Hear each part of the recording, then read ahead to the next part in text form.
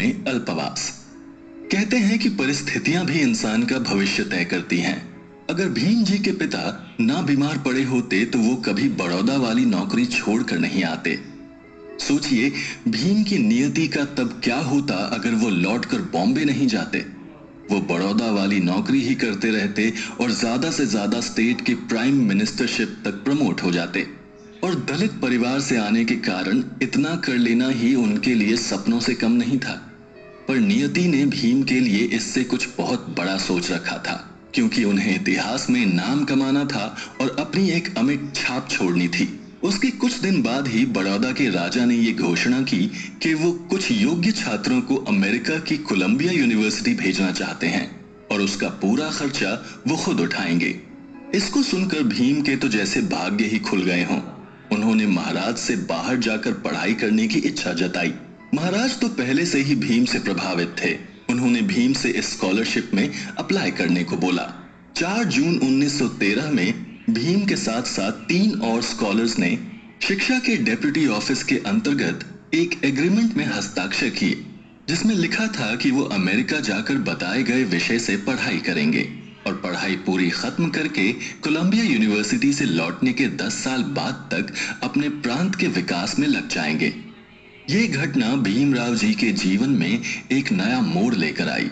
भीमराव की सफलता के बहुत सारे आयामों के रास्ते खोल दिए और भीम की पढ़ाई का सपना भी सच होने के कगार पर ला दिया। जॉर्ज वॉशिंगटन की लीडरशिप में नॉर्थ अमेरिका भी उस समय फलने फूलने लगा था। स्टैच्यू ऑफ लिबर्टी की तरह ही यूनाइटेड स्टेट्स ऑफ अमेरिका एक ताकतवर, संयुक्त और लिबरल हो गया था। George Washington, Abraham Lincoln, Thomas Jefferson और Negro leader Booker T Washington के साहस और पराक्रम ने लोगों पर जादू सा कर दिया था। उस समय अमेरिका सच में सपनों की नगरी बन चुका था। जुलाई 1913 के तीसरे सप्ताह में नई उम्मीद और उमंग लिए भीमराव जी न्यूयॉर्क पहुंचे। पर वहां पर रह पाना इतना आसान नहीं था जितना आसान दिखाई दे रहा था। एक लॉज से दूसरे लॉज में भटकने के बाद वो एक पारसी छात्र नवल भटेना के साथ रहने लगे और ये दोस्ती कब जीवन भर के साथ में बदल गई इसका उन्हें पता भी ना चला। जीवन में पहली बार भीम अस्पृश्यता के भूत से आगे निकल पाए। वो जब तक कोलंबिया यूनिवर्सिटी में रहे उन्होंने देश के विकास के बारे में ही सोचा। उनका ज्ञान का भंडार बढ़ता गया और वो समय समय पर उसे औरों में बांटते गए। एक बार उन्होंने अपने पिता के मित्र को चिट्ठी लिखकर बताया कि नारी शिक्षा कितनी महत्वपूर्ण है और वो कैसे देश के विकास और तरक्की में सहायता कर सकती है। भीम जी के मन मस्तिष्क पर बस पढ़ाई का ही भूत सवार था। फिर चाहे जो भी परिस्थिति हो, चाहे जो भी कठिनाई आए, वो उसको पार करके आगे बढ़ते रहते थे। महान लोगों की एक निशानी होती है कि वो कभी अपना समय व्यर्थ के कामों में नहीं लगाते थे और यही भीमराव जी भी करते थे। उन्होंने अपना सारा समय सिर्फ और सिर्फ पढ़ाई के नाम लिख दिया था। पढ़ाई के साथ साथ उनके परिवार की तरफ भी कुछ जिम्मेदारियां थी, इसलिए वो अपने स्टाइपेंड से कुछ पैसा अपने परिवार को भिजवा दिया करते थे। भीमराव जी ने कठिन और अलग विषयों जैसे political science, moral philosophy, anthropology, sociology और इकोनॉमिक्स चुन रखे थे, जिसको पढ़ने में वो 18-18 घंटे बिता दिया करते थे। 1915 में उन्हें एमए की डिग्री उनकी लिखी थीसिस एंशिएंट इंडियन कॉमर्स के लिए दी गई थी। इसके साथ ही उन्होंने अपने एंथ्रोपोलॉजी विषय के लिए एक पेपर भी लिखा जो caste in India, their mechanism, genesis and development नाम से प्रसिद्ध हुआ। जून 1916 में the national dividend of India, a historical and analytical study नाम से थीसिस लिखकर पीएचडी की डिग्री हासिल की। कोलंबिया यूनिवर्सिटी से पढ़ाई पूरी करने के बाद भीम न्यूयॉर्क छोड़कर लंदन चले गए। अक्टूबर 1916 में उन्होंने बैरिस्टर की पढ़ाई के लिए दाखिला लिया। साथ ही साथ लंदन स्कूल ऑफ इकोनॉमिक्स से वो इकोनॉमिक्स की पढ़ाई करने लगे। बड़ौदा के महाराज फिर से भगवान के रूप में सामने आए और उन्होंने भीम को आगे की पढ़ाई जारी रखने की अनुमति दी और इंग्लैंड में रहने का पूरा खर्चा भी उन्होंने ही उठाया। पर बड़ौदा के दीवान को ये बात कुछ भाई नहीं, इसलिए उन्होंने भीम को लंदन से बुलाकर अपने प्रांत की सेवा करने का आदेश दिया।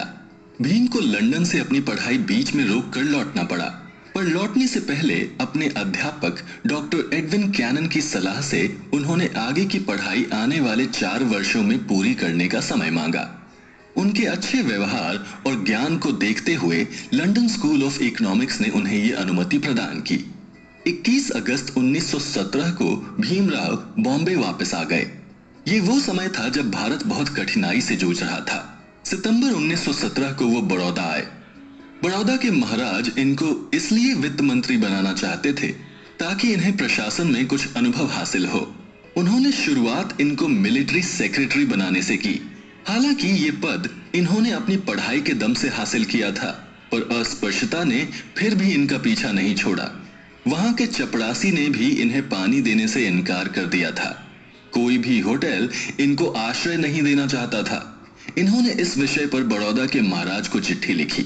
उन्होंने ये बात दीवान को बताई, पर कोई भी इस विषय पर निर्णय लेने में असमर्थ थे। बहुत ज्यादा हताश होकर भीम ने वहां से चले जाने का फैसला किया और नवंबर में वो बॉम्बे वापस आ गए। इसके बाद इनकी सौतेली मां का भी निधन हो गया। बॉम्बे लौटने के बाद इनकी मुलाकात कोल्हापुर के राजा शाहू महाराज जी से हुई। ये भी जाति प्रथा के जंजीरों को तोड़कर सबको एक बराबर करना चाहते थे। महाराज जी से मिलना उनकी जिंदगी में फिर से नया मोड़ लेकर आया। ना ही सिर्फ महाराज ने अपने शासन में एक दलित को रखा था, बल्कि साथ ही दूसरे दलितों की पढ़ाई, रहने खाने की व्यवस्था का भी ध्यान रखते थे। यहाँ तक कि उन्होंने पूरे समाज के सामने दलितों के साथ बैठकर भोजन तक ग्रहण किया था, ताकि वो जातिवाद जैसी कुप्रथा का खंडन कर सकें और उनकी प्रजा में एक नया पैगाम पहुंचे। 1919 में महाराज भीम से आग्रह करके अर्धमासिक पेपर भी छपवाने लगे थे। जनवरी 31, 1920 को पहली बार उनका पेपर निकल कर आया था, जिसका नाम मूक नायक था। इस पेपर के एडिटर ना होते हुए भी भीम ने इसका पूरी तरह से समाज में फैली कुप्रथा, नाइंसाफी और यातनाओं को जनता के सामने रखने के लिए प्रयोग किया। अंबेडकर जी ने नवंबर 1918 में government Sydenham college of commerce and economics में प्रोफेसर की भी नौकरी की। उनका मुख्य उद्देश्य पैसे बचाकर लंदन स्कूल से अपनी पढ़ाई पूरा करने का था, और वो जो पैसे बचाते थे वो अपनी पत्नी को भेज दिया करते थे। जुलाई 1920 में अंबेडकर ने पर्याप्त पैसे बचाकर और कोल्हापुर के महाराज से सहायता प्राप्त करके लंदन अपनी पढ़ाई पूरी करने चले गए। उनके लंदन जाने में उनके मित्र नवल भटेना का भी बहुत बड़ा हाथ था, क्योंकि इन्होंने भी भीम को 5000 रुपए उधार के तौर पर दिए थे। लंदन में भी उनकी जिंदगी कम कठिन नहीं थी। वो जहां पर पेइंग गेस्ट के तौर पर रहते थे, वहां की मकान मालकिन बहुत ही निष्ठुर औरत थी।